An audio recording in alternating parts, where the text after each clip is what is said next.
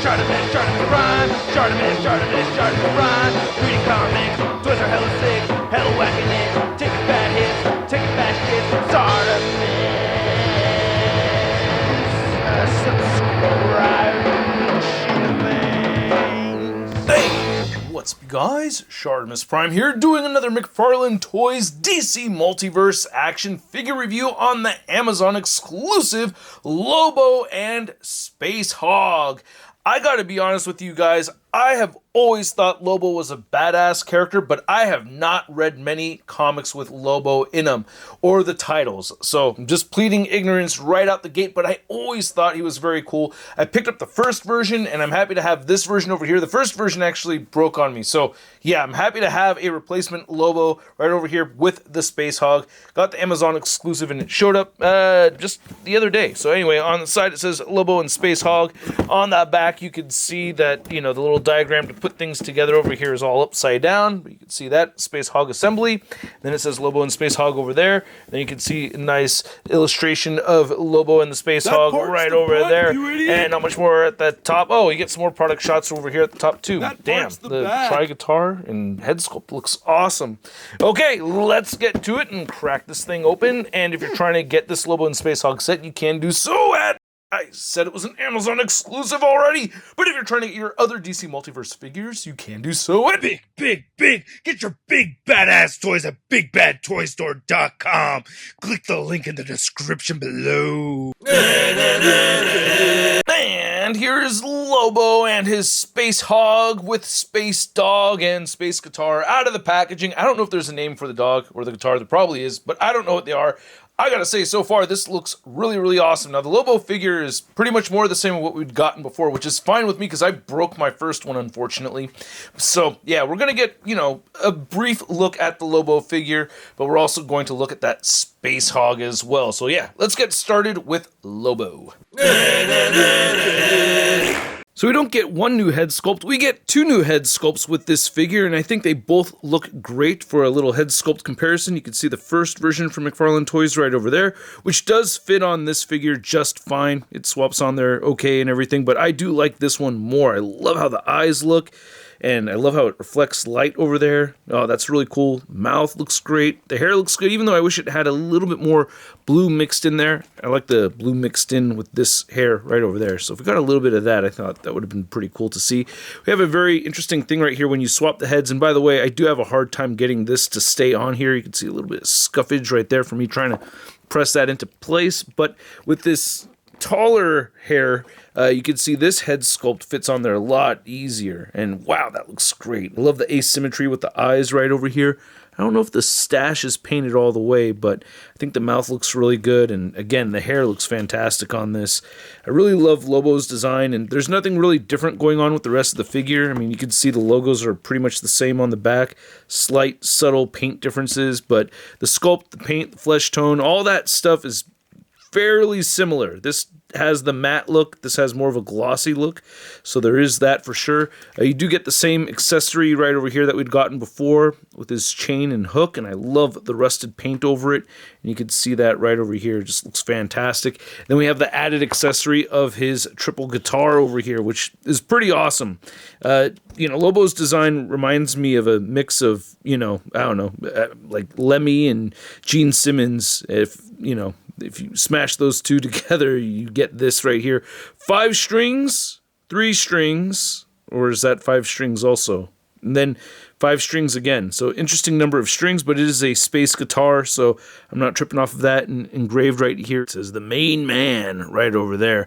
And yes, I do hope Jason Momoa plays this character at some point. That would be fantastic. Kind of empty on the back. Doesn't really bother me that much, to be honest with you. I don't need to have the guitar facing any other direction than forward, you know what I'm saying? But the base that comes with the Spacehog does have some ports sticking up for it, so you can go ahead and plug in like that, and that's the way that is supposed to go. I actually prefer trying to get this to stay on the Spacehog. The figure doesn't come with a card or anything. That's a little unusual, and I do like the bits of silver mixed in here, so yeah, this is a pretty cool stand. Fairly easy to put everything together. You can see how this keys in here with the shape. So you just play a little bit of the match the shape game and just port that in place and boom, good to go. It's pretty solid. And you could rotate the base around here if you'd like, so that's cool. You could have the logo facing any direction you want. And no, I did not forget about the Space Dog. Looks really good. I love that helmet right there. Really cool looking face, and those red eyes look great. Really love how it's leaning over to the side like that. I love it when dogs lean on your calf. You know what I mean? It's very, very cute. Look at those muscles right there. And then you get a port right there at the bottom. Doing that in focus, you could see on that last one, you could port it in there. Or like this, I think, is the way it's supposed to go. But I've been porting it on the second one right there, and I think that looks just fine. So I prefer that. Getting him sitting on the other side is a little bit trickier, but you can... So I know it's not supposed to go this way, but you can get him sitting like that, but the foot's in the air. It looks a little bit weird. Looking at the Spacehog, which I really like a lot. This very much reminds me of Motorhead's Warpig, and I think it's a cool nod to Motorhead for sure. That looks badass. I really love that rust over it and everything. Very cool. And throughout on this thing, you get a lot of silver dry brushing. I don't know why it's hard for me to say, but you do get a bunch of silver dry brushing. I really like the sculpt over here, man. And you do have to plug this whole section in right here. It's very easy to do. It's not hard at all. You don't need a thorough demonstration, but you do need to see how cool this engine looks right there on the side. And here's looking at the side of this front piece right here. The underbelly of the Spacehog looks pretty good. A little bit of marble. Oh no, that's part of the sculpt. I was gonna say there's some marbling right there. But I love the paint over the silver parts. It is light and it does feel hollow. I'm okay with that. Engine parts right over here. Man, I love these turbines. These look freaking sick. Damn, dude. Really love the paint apps on this. This looks really cool right here. The turbine and everything. So, yeah, we got some vents in the back. Some exhaust right there. Man, I love the dirt sprayed over this thing. It looks really, really cool. I love that dirty look. So, yeah, a lot of paint applications on this, and it makes it feel like it's a quality piece, even though it is very light. Like, when you look at it, it feels very quality. When you hold it, you're like, damn, that is very light. So it does take away from that quality feeling that you get, but at the same time, as a display piece, it's freaking awesome, man. So I'll spare you guys the articulation segment. It's the same as what you'd expect on Lobo. With the tall hair, you can see that he is all the way up at around 8.5, almost 9 inches tall right there. Jeez. And then the Spacehog itself, it's a little tricky to measure, but I'm getting at about 19, 18 inches over here. And then for your Lobo comparison, you can see we have the first version, and there's a new version. The pants color is different. Again, shinier plastic over there, more matte, just looks better all the way through. A little bit lighter with the silver boots over there. But yeah, I'm very, very happy with how this Lobo came out. And then here's Lobo next to the return of Superman figure. And I gotta say, man, I think the height difference between these two looks really good. And I am so stoked for Superman right now. I cannot wait for Superman Legacy. I know that movie is going to be insanely awesome. I sense an awesome movie. I've just been geeking out over Superman. I can't wait. Then here's Lobo and his Spacehog next to the 89 Batmobile from McFarlaneToys. And then we have McFarlaneToys Storm and Aquaman right over there.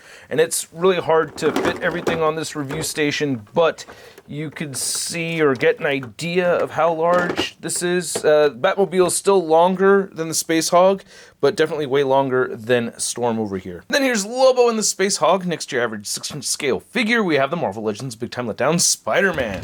Whoa, that thing looks pretty cool. Hey, I can hop on and get... So I hope you guys enjoyed this video. If you did, show some love to the channel by simply clicking that like button, and why not hit that subscribe button. I do have a whole bunch more videos coming your way. This is a pretty cool purchase, I gotta say. Now, I think some people might think the price point is a bit steep on it. I don't really feel like I got gypped or anything, to be honest with you. About 70 bucks for this thing, and you're getting the vehicle with a cooler version of Lobo. Now, I will say my opinion is a little bit influenced by the fact that the Mattel Lobo figure has been so expensive and so hard to get for so many years and just so out of reach for me that, well, you know, when I saw the original one go up for sale, I was like, oh yeah, definitely need that. When I saw this one go up, I was like, oh my god, definitely need that. So to me, the price is great, but I know for some other collectors, they may not be so happy about it, or for people that maybe aren't really interested in the character, it may not be for them. But for me personally, in my journey of toy collecting, Lobo has just been one of those figures that I could just not pick up, like just out of range for me. So having an accessible Lobo figure with the bonus Spacehog like this, oh man, or it's actually the other way around, Spacehog with the bonus Lobo figure, I'm very, very happy, and at the price point of around $75, I'm gonna give this set a Sud rating of I love it! And I'd like to know what you guys think. Now, not everything about it is perfect. I wish it did have a little bit more heft to it, but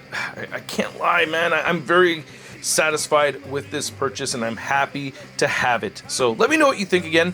If you want to see the latest in action figure news, you can find it all over at toynewseye.com. And if you want to stay in touch with me on social media, you can find me on Instagram, Twitter, Twitch, TikTok, and on whatnot. And I will catch you guys later. Peace. That's crispy. Twitter, Twitch, TikTok. Woo! Hey, new ShartimusPrime videos. Hey, you should click one. Yeah, click on one of them. Or subscribe if you haven't. Your